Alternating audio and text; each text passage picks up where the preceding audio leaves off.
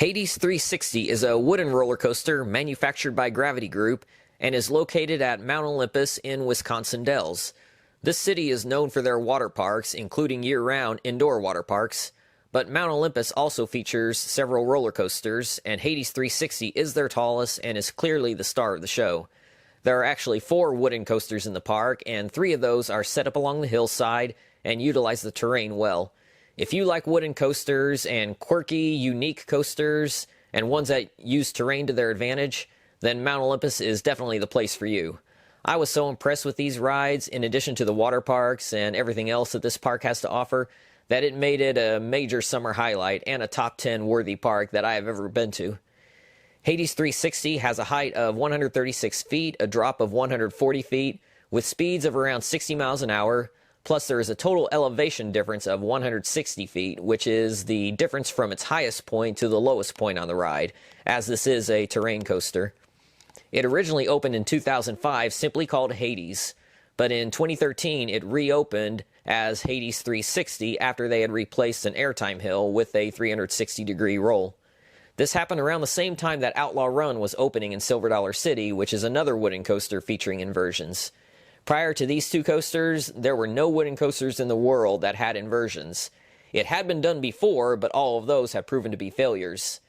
The inversions on Outlaw Run and Hades 360 have certainly been successful and have led both manufacturers to build more wooden coasters to feature inversions. I have always been a big fan of coasters that have variety, so when a coaster can have at least one inversion, plus 90-degree turns or wave turns and overbanks, that will always be a huge plus in my book. So because of that, Hades did not disappoint me. I came in with tempered expectations after hearing mixed reports about the ride and the park, but I was blown away by both. So let's go through the layout of the ride. You start by boarding the Timberliner trains, which were added in 2013 when it became Hades 360. These trains feature lap bars only that pull down from the sides and across the waist, and there are no seatbelts. These restraints are very comfortable, and they have allowed for shorter riders to be able to get on some of their smaller rides, although the minimum height for this is still 48 inches. You roll out of the station, and I was expecting us to just turn into the lift hill, but I was met with a huge surprise that I never saw coming. You immediately go down a drop, and if you're seated near the back, you will be getting crazy ejector airtime right off the bat with that drop. But that's not all. You then go over a series of airtime hills as you work your way around and over to the lift hill. You get about 20 seconds of action with several airtime moments before even getting to the lift hill. This is by far the best pre-lift section on any coaster in the world. You then climb up the lift hill, and then the 140-foot drop goes directly into the underground tunnel, which goes under the parking lot. This is the longest underground tunnel in the world on a roller coaster at 800 foot long, according to RCDB, and you will go through this tunnel twice. While inside the tunnel, you will encounter airtime hills as well as a 110-degree overbank turn, all in total darkness, no matter how bright the sun is shining. You will then rise up out of the tunnel on the complete other side of the parking lot, where you will go through the corkscrew inversion, followed by a 90-degree bank turn, then another airtime hill, which sends you back into the tunnel, through some more turns and airtime hills. You rise back up out of the tunnel into an airtime hill, traveling right alongside the lift hill, followed by some nice head choppers as you pass by the stairs of the queue line. You then turn off to the side and go out into the woods, flying past the trees with some more airtime hills as you work your way around and make your way back to the station. From the time you disengage from the lift hill until you hit the brakes, it's about 1 minute long. If you don't know, that is well above average for most roller coasters, so this is indeed a long ride. And that's not even counting that amazing 20-second pre-lift section. I did get 2 night rides on this, and it's such an amazing night ride. The tunnel is even darker since there is not much light at all at the end of the tunnel. The sections where you turn out into the woods are total darkness as well. Now, I was staying at one of their hotels, which is the only way to visit Mount Olympus, and that is the only way you'll ever get a night ride on this, as the park was open only to resort guests from 7 to 10 p.m. So that's just one more reason to stay at their resort, in addition to the money that you'll save. As far as the airtime, you will get some floater and some ejector, although not the strongest ejector in the world.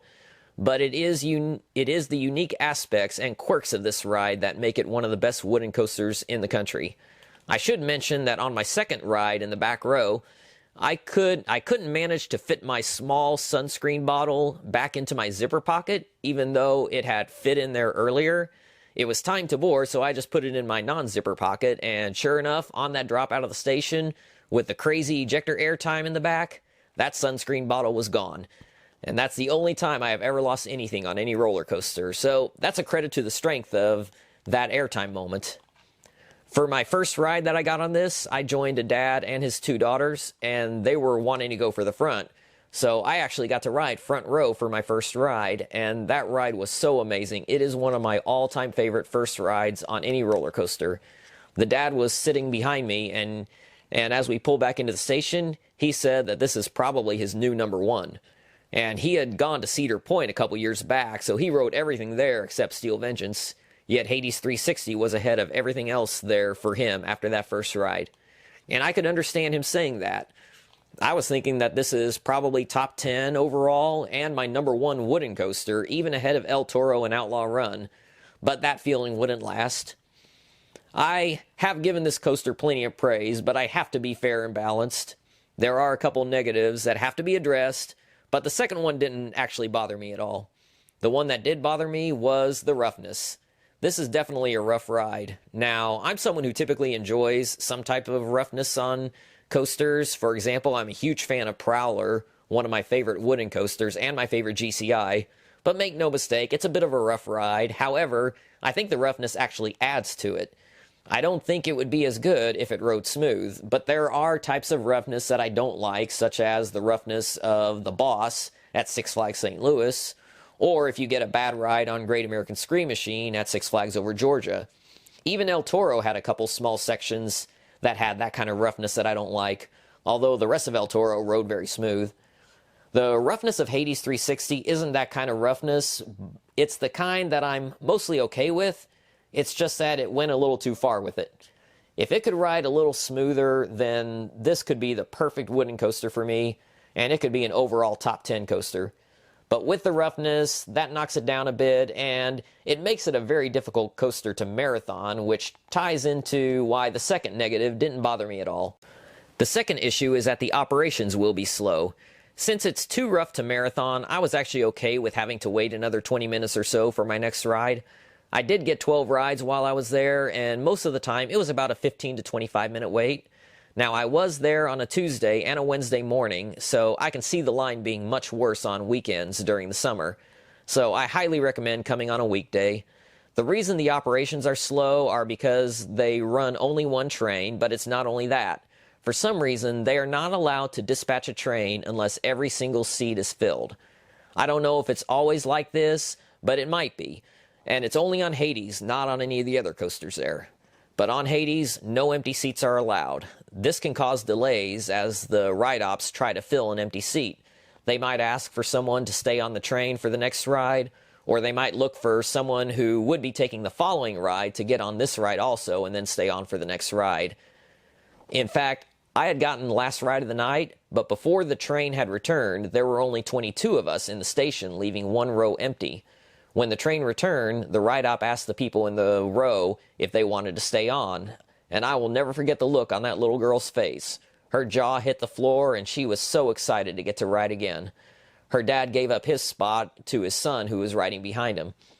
I was actually in the row in front of them, and I could hear the girl saying that she had a dream that this would happen, that they would get to stay on and ride again. The next morning, I rode Zeus first, and then I headed over to Hades, and sure enough, they had not yet dispatched a train, because not enough people had shown up yet to fill the train. And we still had to wait another several minutes.